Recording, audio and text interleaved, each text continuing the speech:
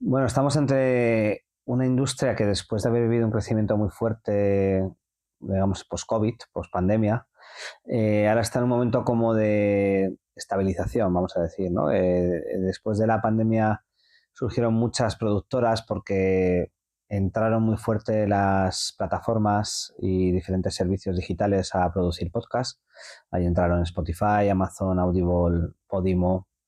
Y después de esa entrada, digamos que han recogido un poco, se ha parado un poquito, porque muchas de estas plataformas han cambiado su lógica o su relación con el podcast, con la creación de podcast.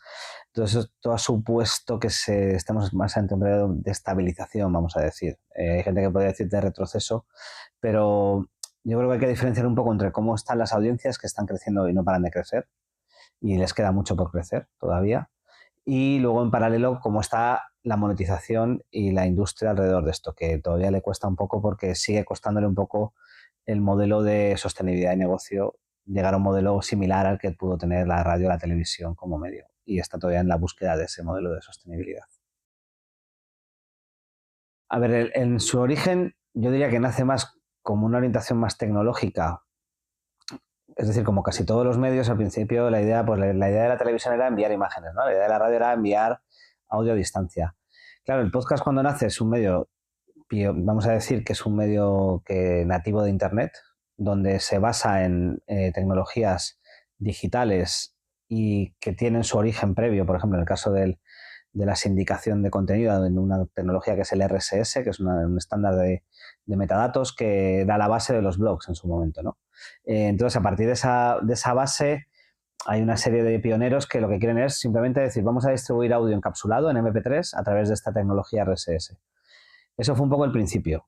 ¿Qué pasó? Pues igual que pasó con la radio y con la televisión, pues los medios poco a poco se van construyendo como medios. Es decir, que la gente entienda que el podcasting es un medio, pasa porque en un momento dado genera sus propios géneros, sus propios lenguajes, genera sus formas de producción diferenciales, genera formas de entender la audiencia que esto es un medio distinto, ¿no? Entonces, se ha pasado de una dimensión muy tecnológica a que las audiencias cada vez interpretan más que el podcasting es un medio con entidad propia, y luego llegan los que faltan, que son aquellos que lo financian, que son o plataformas de distribución o anunciantes que empiezan a entender el podcasting como un medio con entidad propia.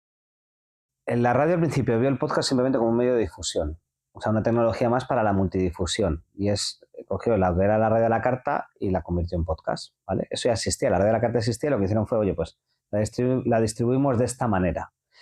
¿Qué es lo que ha pasado? Que el podcast ha recuperado y generado géneros y formatos que o habían desaparecido o no existían. Es decir, pensemos en un formato como el daily, ¿no? Los dailies, ahora mismo el podcast más escuchado en Estados Unidos salió ayer en la aplicación Apple Podcast durante el año 2024, es el daily del New York Times. En España, los dailies, tanto el del diario.es, el del Mundo, el del País, es un formato que ha crecido mucho. Es decir, es una narrativa específica para un género que no existía. Con lo cual han generado nuevos formatos y nuevos géneros.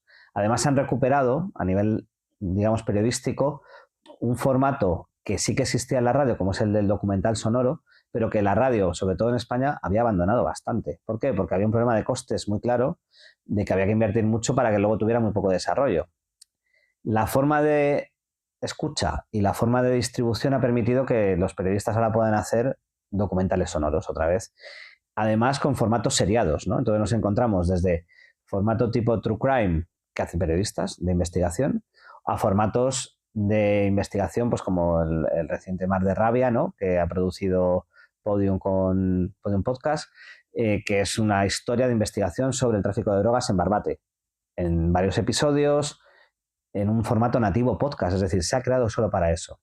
Con lo cual, es un medio muy bueno, fantástico para hacer periodismo.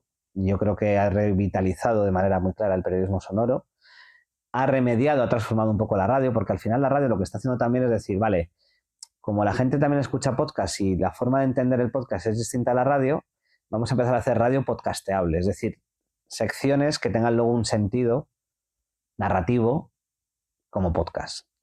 Y eso hace que las propias formas de construcción de los podcasts, de los programas de radio, sean distintos, se hayan adaptado, ¿no? A este nuevo escenario. Con lo cual tenemos ese doble equilibrio.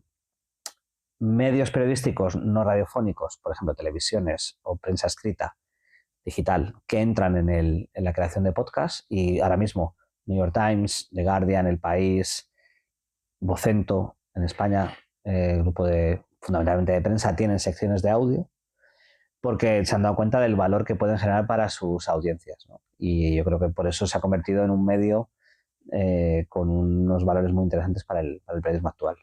Claro, aquí traemos en la discusión si los podcasts con vídeo son podcasts o qué interpreta cada uno de lo que es un podcast, ¿no? A ver, el vídeo, yo creo que evidentemente en un escenario multimedia como el que estamos, eh, producir vídeo es interesante porque te ayuda a la difusión, ¿no? Entonces, es decir, una cosa es que un podcast que es audio, tú utilices el vídeo para hacer la difusión, por ejemplo, de fragmentos. Otra posibilidad, evidentemente, es hacer un video podcast, pero estábamos hablando de otra cosa. Es decir, vale, es podcast. Yo siempre digo que un podcast, a diferencia de televisión, es porque el audio es la puerta de entrada. Tú, aunque tenga vídeo, tienes que dimensionarlo siempre como un producto sonoro. Si no, estamos hablando de otra cosa, ¿vale? Entonces, claro que tú tienes que ir buscando las audiencias. ¿Por qué de repente mucha gente se pone a hacer video podcast de un formato muy concreto que son los conversacionales? Y entonces, porque la gente está escuchando mucho podcast en YouTube. Entonces YouTube premia que tenga vídeo. ¿Qué ha pasado? Que Spotify, siguiendo a YouTube, también está potenciando los podcasts de vídeo porque se dan cuenta del poder que tiene YouTube como plataforma de escucha de podcast. Entonces, a ver, lo primero que hay que tener claro es para qué hago el vídeo, qué sentido le doy. Si esto me hace que sea televisión o que sea otra cosa, de televisión en el sentido que si es una entrevista con multicámara, tal, pues estamos hablando de un programa de televisión más que de un podcast. O si la gente interpreta que es un podcast, porque hay mucha gente que piensa que es un podcast porque hay dos personas hablando de manera distendida, ¿no? Pero yo creo que la clave es que el punto de referencia sea que la escucha se puede hacer sin ver la imagen. Y entonces el valor de entrada es el audio, ¿no? Vamos a decir, al producto. A ver, el género conversacional funciona bien porque es el más fácil, vamos a decir. Es difícil conseguir emerger dentro de los conversacionales porque no es fácil hacer un conversacional bueno. Hay muchos elementos ahí que entran en juego, ¿no? De hecho, algunas distribuidoras, plataformas, incluso productoras piensan que la forma de hacerlo es buscar un influencer que te traiga a su audiencia y le pones a charlar con alguien y ya tienes un conversacional. No es tan fácil. O sea, suele haber necesidad de buenos guionistas detrás. O sea, por poner un ejemplo, un podcast como La Pija y la Kinky, que es un conversacional, los dos son guionistas de audiovisual y de radio. O sea, tienen experiencia como guionistas, saben de narrativa y lo están utilizando, ¿no? en su podcast. La clave del éxito es muy compleja porque cualquiera te diría que la tenga. Lo que pasa es que, como te digo, hacer un buen documental o una buena ficción sonora o un formato más experimental, pues cuesta más dinero generalmente, más tiempo, y las garantías de triunfar son más complejas. También los costes, o sea, cuesta más dinero dependiendo, porque hay muchos conversacionales que si vas a por unos influencers consolidados te van a costar dinero, ¿vale?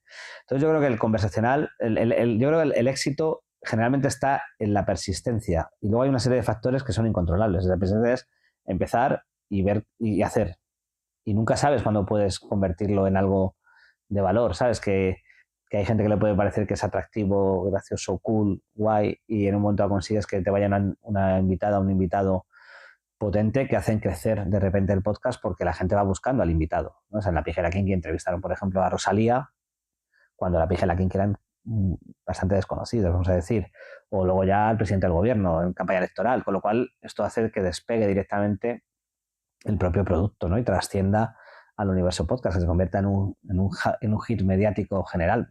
Otro caso de ese tipo sería The Wild Project, ¿no? O otros como El Sentido de la Birra, que son podcasts con mucha audiencia basados en la conversación y en tener buenos invitados que te ayudan a convertir el podcast en algo relevante. Ahí también el conversacional no siempre... De ahí hay una diferencia entre los podcasts, por ejemplo, de entrevistas y los podcasts de charla de dos, que son distintos, ¿no? También tienen lógicas un poco distintas.